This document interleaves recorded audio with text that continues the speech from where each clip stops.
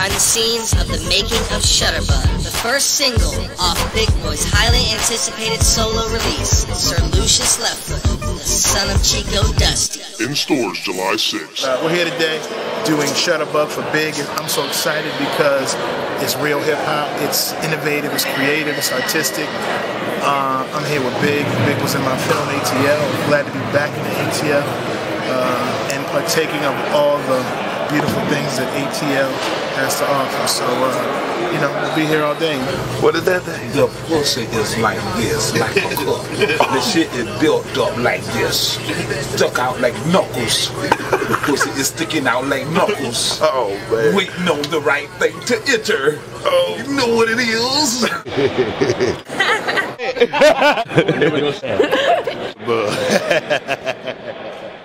Still back, baby. Let me get this cup. I love that cup. I got them told you. That bullshit. Oh, in the neighborhood dice game.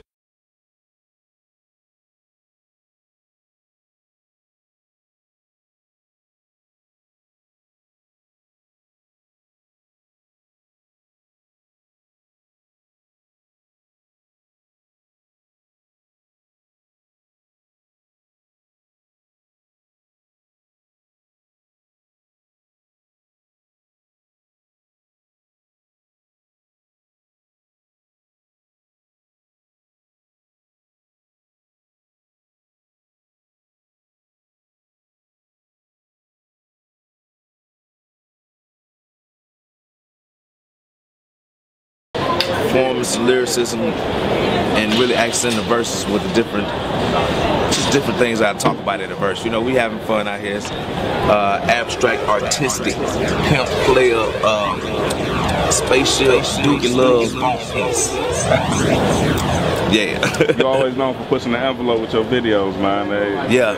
We having some fun. It's gonna be some surprises in here, man. We got some surprises, and I don't want to give a lot of it away, but we out here. Y'all stay tuned. You get a glimpse of it, and we right here. You know what time it is. You know what it is. Lucius Leftfoot. Yeah, and we still at the Bible study on Thursday going, and the aunties y'all like, ooh.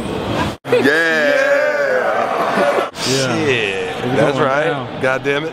You gotta be like, boy, it is going. Be like, what? How good you feel this is going on right now, B? I feel it's going on real good, man. I ain't really got no complaints. I've been here since early this morning. How long you been waiting for this moment? I've been waiting all my life. You know what I mean? Shutterbug, Shutterbug, Shutterbug, Shutterbug, Shutterbug. Big Boy, Daddy Fat Sack. Daddy Fat Sack? Sir Lucius Leftfoot. Sir Lucius Leftfoot. Sir Lucius Leftfoot. Sir Lucius Leftfoot, believe it. The internet might not be ready for all of this. Un dimanche comme ça, tu te réveilles le matin, il y a une musique qui tourne sur ta tête et tu décides, ah, c'est vrai que cet album-là que tu avais suivi à cette époque-là t'avait marqué, et tu commences à suivre l'album et tu te rends compte à quel point c'était franchement un album génial. Je me rappelle, Sir Lucius Leftfoot, Son of Chico Dusty, on va dire techniquement c'est le deuxième album de Antoine Patton, plus connu sous le nom de Big Boy, l'autre moitié d'Outkast, puisque le premier album c'était Speakerboxxx qui était un peu dans le double album Speakerboxxx de Love Below qui est un album, comment dire, Speakerboxxx c'était l'album solo de Big Boy, de Love Below c'était l'album solo dans D3000, et en faisant face A, face B, ils avaient réuni, ça faisait Outkast l'album, et là c'est clairement son album officiel et tout, qui n'a pas été facile à enregistrer et tout, et j'aime souvent dire, bon ça c'est dans la parenthèse, un peu je vais revenir un peu par rapport à ça, c'est incroyable qu'on sous-cote un peu Big Boy, souvent parce que voilà, Laurent dans des 3000 brille tellement de mille feux que les gens souvent oublient un peu aussi l'incroyable éclectisme et l'incroyable dextérité lyricale de Big Boy, l'incroyable aussi producteur qu'il est. Je dis souvent, si Big Boy n'avait pas de carrière, si André 3000 a réussi à avoir une carrière, c'est grâce à Big Boy, parce que quand je vois la personnalité d'André 3000 qui était très timoré, très timide et tout, et la personnalité comme on pouvait le voir un peu de Big Boy qui même déjà dès le plus jeune âge montrait déjà une incroyable confiance en lui, c'était quelqu'un qui était à l'aise devant les gens, tout l'inverse de André 3000. C'est pour ça que le duo a un peu marché, parce que c'était vraiment des comment on appelle ça, des oppositions tirées, et Big Boy c'est vraiment l'incroyable confiance un peu en lui, le truc. Bon, je connaissais l'histoire d'Outkast, je veux pas la refaire là et tout, mais cet album là qu'il avait commencé à concevoir dès 2007 et qui a pris du temps avant de sortir, ça a pris carrément 3 ans, presque 4 ans à sortir, parce que il y a eu énormément de problèmes contractuel un peu avec les labels. Déjà, faut rappeler qu'ils étaient signés sur, il était signé sur Jive, Outkast était signé sur Jive, et sur Jive, parce que le label Aristadon il faisait partie, était devenu une, comment on appelle ça, un sous-label de Jive Records. Et à cette période là où il était signé sur Jive Records, il voulait sortir son album solo. Big Boy, cet album-là et tout. Et cet album-là, il y avait des différences un peu créatives, un peu des différences un peu artistiques, un peu avec le label et lui par rapport à ce qu'il trouvait que les présidents comment on appelle ça, les gars du label un peu de Jive trouvaient que l'album n'est pas assez pour l'époque, n'est pas assez commercial, parce qu'il le poussait à ce qu'il suive un peu le son de Lil Wayne dans Dakar Tree, qui sont un son un peu plus moderne et tout, et lui qui voyait ce truc-là qu'on ose questionner un peu ces différences créatives, artistiques et tout. Lui qui a fait des albums avec Outkast qui ont vendu des 5 millions, des 10 millions, qu'on ose un peu le questionner avec amener une situation très compliquée un peu au label, ce qui fait que il a dû quitter un peu ce label-là pour partir à Def Jam qui est le label de Def Jam où justement L.A. Reid était déjà là comme directeur artistique là-bas, et L.A. Reid est celui qui les a donné la chance à l'époque où ils étaient à Outkast dans la Face, il avait été recruté comme maintenant en tout cas Def Jam, et justement c'est L.A. Reid qui permet de venir pour pouvoir faire cet album là sur Lucious Left Foot. Ça a vraiment été, il y a eu beaucoup de problèmes contractuels. C'était un album qui devait sortir depuis 2007-2008. Ça a finalement sorti en 2010-2011. 2010-2011, je me rappelle c'était 2010, hein, fin 2010 je pense. Je me souviens bien, je pense que c'était ça. Et voilà, et c'est pour ça que même il y a eu des sons qui devaient faire partie de l'album qui n'ont pas été retenus. Je me rappelle ce son-ci. It's so private. Mom's the wordless, I'm knee deep inside it. Three's company, not crowded. I get cake, eat it too, and apple pie slices with the ice cream icing Alamo. She inspires and excites me, now you know.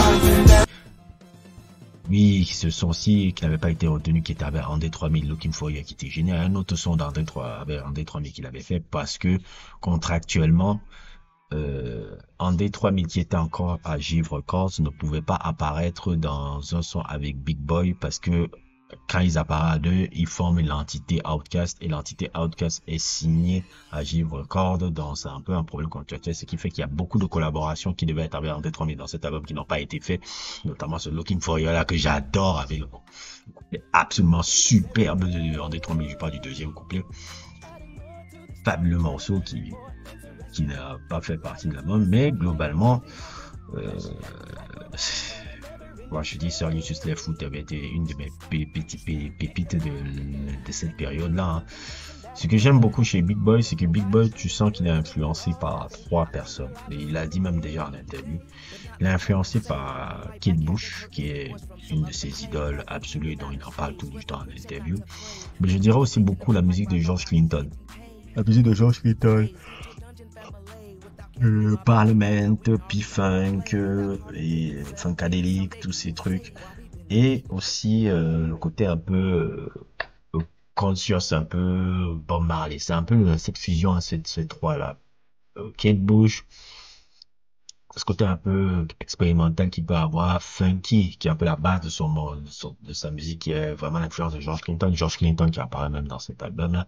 Et surtout aussi l'incroyable influence aussi de Bob Marley dans le côté conscient. Et c'est ce qu'on retrouve un peu dans ce fabuleux album-là, où il y a vraiment l'alliance de ces trois influences incroyables de Big Boy. C'est un incroyable lyriciste, c'est un incroyable producteur, c'est un incroyable truc. Et l'album est là. Franchement bien meilleur. Franchement bien. Ça fait quoi? Ça faisait combien d'années que je l'avais pas écouté? Non, ça faisait 11 ans. Hein. 11 ans, 12 ans que je l'avais pas écouté. Ça retournait. Je crois. Le son que vous entendez en fond, là, tournait tellement dans ma tête, là. De Train. Et je me rappelle encore comment le clip où il avait, pas le clip, mais en fait, en fait, ils avaient clippé, justement, le projet un peu de ballet, à Atlanta qu'il avait fait à l'époque, là, qui a matérialisé maintenant l'idée de l'album et tout. Et c'est le son de The Train me parle. C'était tellement dans ma tête, comment il était incroyable, funky, jazzy. C'est vraiment la musique South d'Atlanta de pure qualité. Franchement, c'est si les gens, les Yenzi, vous n'avez pas encore suivi cet album-là, avant de découvrir même Outkast, allez écouter d'abord cet album de Big Boy, la seule lieu c'est les foot là, parce que souvent les gens me demandent ouais Outkast c'était quoi, c'était truc et tout et tout. Souvent je leur dis non, avant que vous écoutiez Outkast, écoutez d'abord cet album de Big Boy, la seule lieu sur les foot là, qui était vraiment un album qui avait été incroyablement accueilli à l'époque. Qui avait un très bon succès, je pense 200, 300, je crois que ça avait atteint 200, 300 000, qui avait un très très beau succès par rapport aux estimations qu'on voyait un peu, on n'imaginait pas que ça allait beaucoup marcher, mais ça avait marché vraiment pour l'époque. Et voilà quoi, c'est un album que je vous conseille fortement. C'est celui qui résume parfaitement un peu l'incroyable aussi créativité de Big Boy, dont on ne parle pas assez, je trouve. On parle beaucoup dans les 3000 mots, on oublie de parler de Big Boy et tout. Et vous me connaissez, quand on parle plus de quelqu'un, je vais dire, ah non, non, non, non, non, il y a aussi l'autre là que vous devez checker et tout. Et voilà, donc c'était un peu ça, je voulais un peu remettre un peu au goût du jour, un peu un de mes albums préférés quand j'avais la vingtaine et tout, qui m'a marqué, que j'écoutais à cette période de l'année 2010. Et ça me rappelle tellement l'année 2010 et tout, cet album-là, que j'avais envie de en parler. Donc voilà, n'hésitez pas à liker, n'hésitez pas à vous abonner et à plus pour d'autres aventures.